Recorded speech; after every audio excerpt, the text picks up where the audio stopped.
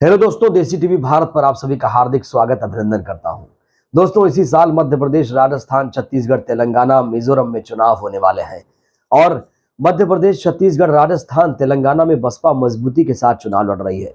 इस बीच जानते हैं, मध्य प्रदेश, राजस्थान, छत्तीसगढ़ में कांग्रेस हो या बीजेपी हो, वो लोक लुभावन वादे करके जनता को गुमराह कर रहे हैं। ये देखिए, यहां पर एक खबर आई है, चुनाव से पहले लोक लुभावन योजनाओं पर सुप्रीम कोर्ट का केंद्र और राजस्थान, मध्य प्रदेश, छत्तीसगढ़ सरकार को नोटिस मिला है।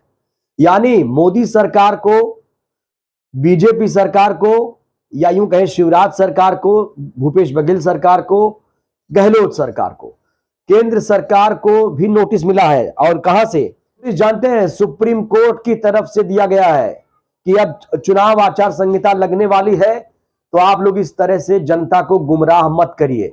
समय रहते क्यों नहीं घोषणा की, समय रहते क्यों नहीं योजनाओं को लागू किया, और अब चले हैं बड़े बड़े लोक लुभावन वादे करने।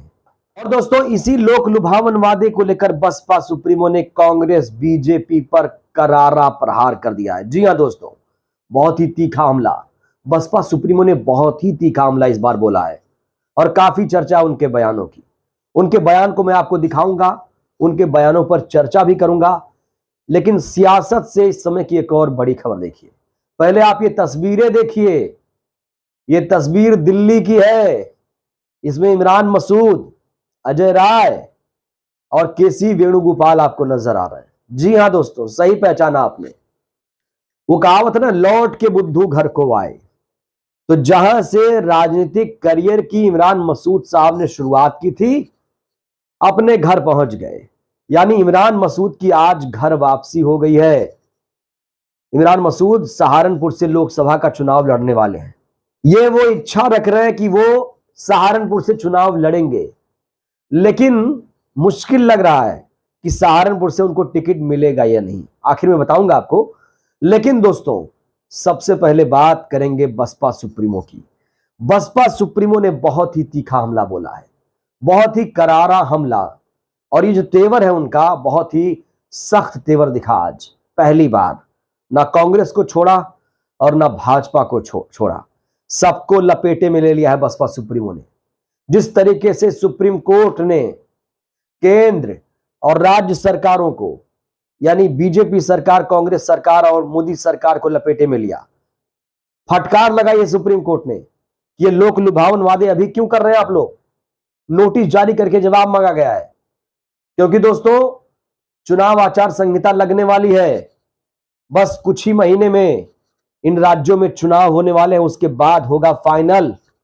लोकसभा का चुनाव आने वाला है, और जिसको लेकर ना सिर्फ बसपा विधानसभा चुनाव को लेकर, बल्कि लोकसभा चुनाव को लेकर वो काफी ज्यादा मजबूती से धरातल पर चुनाव लड़ रही है। इधर बसपा सुप्रीमो बैठकें ले रही हैं और उधर पंजाब का दौरा करने वाले हैं आकाश आनंद। उसके बाद उत्तर प्रदेश में भी वो धमक दिखा सकते हैं। तो बहरहाल बसपा सुप्रीमो का आज तेवर कैसा रहा, उस पर बातचीत करते हैं। एक बहुत बड़ा सवाल किया उन्होंने कहा कि जो वादे अब किए जा रहे हैं, वो अगर समय से पहले कर दिए जाते तो इसकी जरूरत क्यों पड़ती। ये बहुत बड़ा सवाल है दोस्तों। और जानते हैं, अब तो कांग्रेस पार्टी ने मान्यवर कांशीराम जी के उस स्लोगन को भी चुरा लिया है, जिसको लेकर बसपा सुप्रीमो ने कांग्रेस पर कड़ा प्रहार किया। देखिए दोस्तों, कांशीराम साहब कहा करते थे कि भाई अगर कांग्रेस अच्छी होती, बीजेपी अच्छी होती, ये पार्टियां अगर सामाजिक न्याय की बात करती, तो हमें बसपा बहुजन समाज पार्टी बनाने की जरूरत नहीं पड़ती। अब जिसकी जितनी संख्या भारी, उसकी उतनी हिस्सेदारी। इस स्लोगन का इस्तेमाल कर लिया कांग्रेस पार्टी ने और इसी को लेकर हमला बोला है। इस बात को लेकर भी नाराजगी जाहिर की है बसपा सुप्रीमो ने, कड़े शब्दों में निंदा की है कांग्रेस पार्टी की। चलिए, सबसे पहले मैं आप लेकिन ये कुछ हेडलाइंस आप देखिए। पहले, मध्य प्रदेश, राजस्थान, छत्तीसगढ़ सरकार पर मायावती हमलावर, बोली चुनाव से पहले घोषणा करना छलावा, समय रहते हुए इन कामों को क्यों नहीं पूरा किया गया। और ये हेडलाइन देखिए, जिसकी जितनी संख्या भारी, उसकी उतनी हिस्सेदारी को मायावती ने बताया कांग्रेस का नया शिगुफा, जातिगत जनगणना पर कही बड़ी बात। और ये देखिए हेडलाइन एक और जो काफी चर्चा में है, बीजेपी कांग्रेस के लोक लुभावने वादे से चुनावी माहौल प्रभावित हो रहा है, मायावती ने उठाए सवाल। तो इस समय दोस्तों काफी चर्चा है, बीएसपी सुप्रीमो की काफी चर्चा हो रही है और उनका एक एक ट्वीट दोस्तों बारीकी से पढ़ा जाता है, सुना जाता है, उसका अध्ययन किया जाता है। चलिए सबसे पहले मैं आपको उनके वो ट्वीट्स दिखा दूं, बता दूं कि उन्होंने ट्वीट क्या क्या किया है। बड़े मुद्दे उठाए हैं दोस्तों। उन्होंने पहला ट्वीट लोक लुभावन को लेकर किया है। क्या किया है? कहा है कि अगले विधानसभा आम चुनाव से पहले सत्ताधारी कांग्रेस और बीजेपी द्वारा किस्म किस्म के लुभावने वादे किए जा रहे हैं, जिससे चुनाव माहौल प्रभावित हो रहा है। किंतु प्रश्न यह है कि जो वादे अब किए जा रहे हैं वो समय से पहले क्यों नहीं किए गए? इस प्रकार घोषणाओं में गंभीरता कम, छलावा ज्यादा दिखती है। जिस तरीके से मैंने कहा ना, सुप्रीम कोर्ट ने फटकारा है, नोटिस जारी करके जवाब मांगा है, बसपा सुप्रीमो ठीक उसी तरीके से सवाल कर रही है, एक संवैधानिक तरीके से कह रही है कि इस प्रकार की घोषणाओं में गंभीरता कम, छलावा ज्यादा है। इसके अलावा दोस्तों बसपा सुप्रीमो ने गरीबी, बेरोजगारी, महंगाई, भ्रष्टाचार पर भी कड़ा प्रहार बोला। उन्होंने कहा इन मुद्दों से जनता त्रस्त है, किंतु कांग्रेस और बीजेपी दोनों जातीय जनगणना, ओबीसी, महिला आरक्षण को चुनाव में भुनाने पर लगी हैं ताकि अपनी विफलता पर पर्दा डाल सकें। लेकिन जनता इसे छलावा मानकर अब और इनके बहकावे में नहीं आने वाली है। यहां पर इस शब्द में गौर करिए, यहां पर बसपा सुप्रीमो का आत्मविश्वास साफ तौर पर झलक रहा है कि कांग्रेस पार्टी हो या बीजेपी हो, जो कांग्रेस पार्टी है वो राजस्थान में, बीजेपी जो शिवराज सरकार है मध्य प्रदेश में, उधर कांग्रेस पार्टी की भूपेश सरकार है छत्तीसगढ़ में, ये लोक लुभावन जो वादे कर रहे हैं जनता समझ चुकी है। ये छलावा है, छलावा, इसके बहकावे में जनता आने वाली नहीं है। तीसरा बड़ा बयान दोस्तों बसपा सुप्रीमो ने तीसरा बड़ा बयान दिया है सामाजिक न्याय को लेकर। क्या कहा है जरा गौर से सुनिएगा। जिसकी जितनी संख्या भारी उसकी उतनी हिस्सेदारी, कांग्रेस का नया चुनावी शिगुफा है। ये चुनावी शिगुफा है, मैंने शुरू में बताया कि ये नारा मान्यवर जी का है। क्या आजादी के बाद से कांग्रेस ने कभी अपनी पार्टी और सरकार में इस पर अमल करके दिखाया?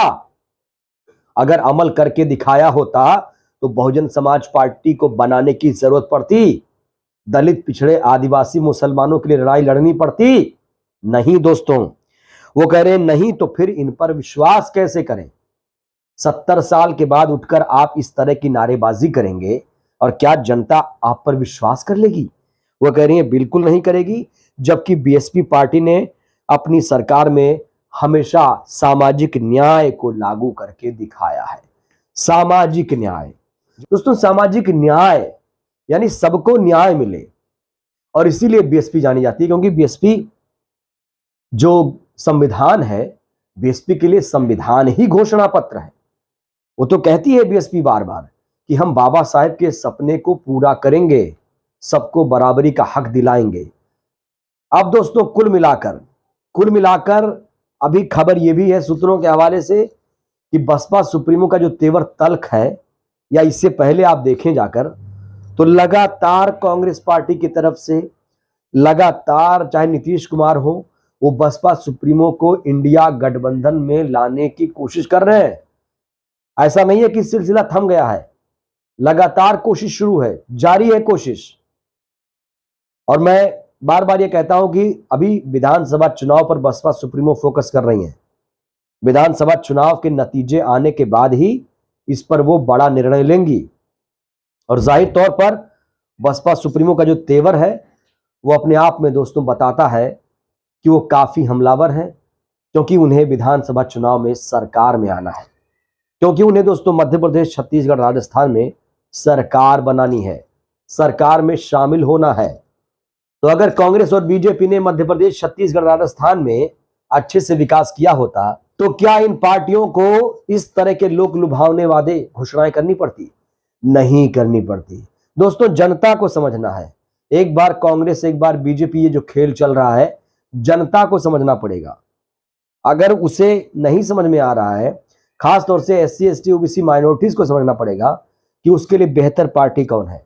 बार बार आप दो ही पार्टी को मौका देंगे तो जाहिर तौर पर ये कहीं ना कहीं निरंकुश हो जाएंगी, और जब चुनाव आएगा तो बड़ी बड़ी घोषणाएं करेंगी और फिर उसी चाल से चलेंगी, चुनाव के बाद आपको ठेंगा दिखा देंगी। दोस्तों मैं शुरू में बात कर रहा था कि इमरान मसूद साहब कांग्रेस पार्टी में आ गए।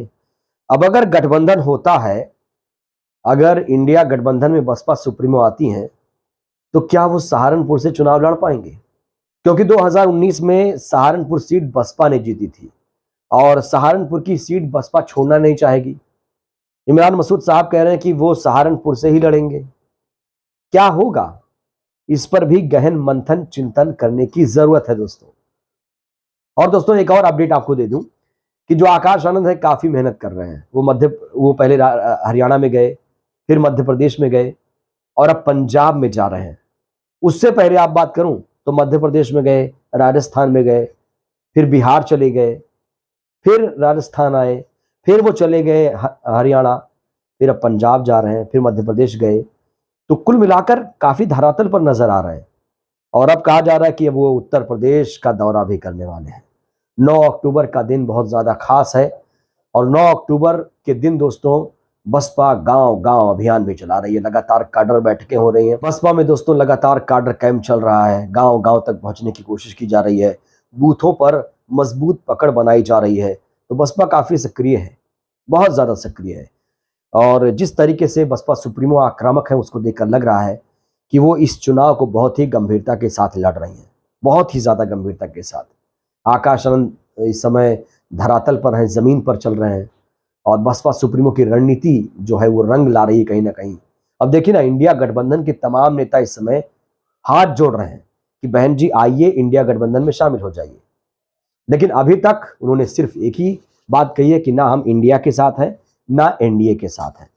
मुझे ऐसे लग रहा है कि वो एक रणनीति के तहत ये कर रही हैं क्योंकि वो नहीं चाहती कि विधानसभा में बसपा का जो परफॉर्मेंस है वो खराब हो।